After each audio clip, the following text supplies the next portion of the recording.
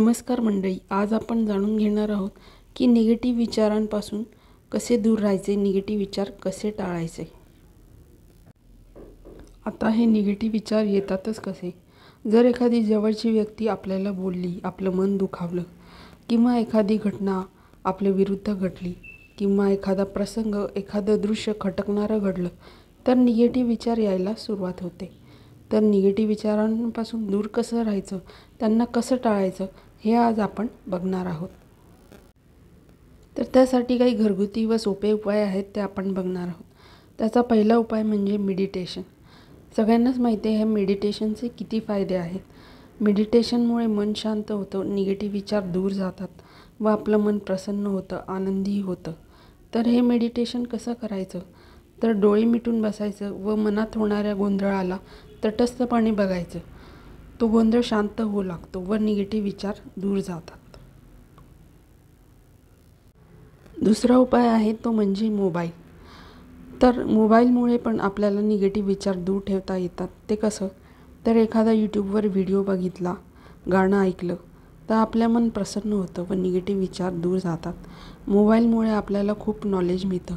मोबाईलमुळे सगळं जग जवळ आलेलं आहे व जगातल्या गोष्टींचे आपल्याला ज्ञान होते। तसेच आपण रेसिपी शिकतो, काही गॅजेट्सबद्दल शिकतो। तसं भरपूर नॉलेज आपल्याला मोबाईलमधून मिळतं आणि निगेटिव्ह विचार पण दूर राहतात। त्यामुळे मोबाईलचा शक्यतो वापर करा जेव्हा निगेटिव्ह विचार यायला लागतात। आणखी एक उपाय आहे तो म्हणजे घरातलं एखादं काम करणं। निगेटिव्ह विचार यायला लागले की एखादं काम काढायचं। त्यामुळे काय होतं की आपल्याला कामाबद्दलची प्लॅनिंग, आपण कामाबद्दलच विचार करायला सुरुवात होते व निगेटिव्ह विचारांची शक्ती गळून पडते।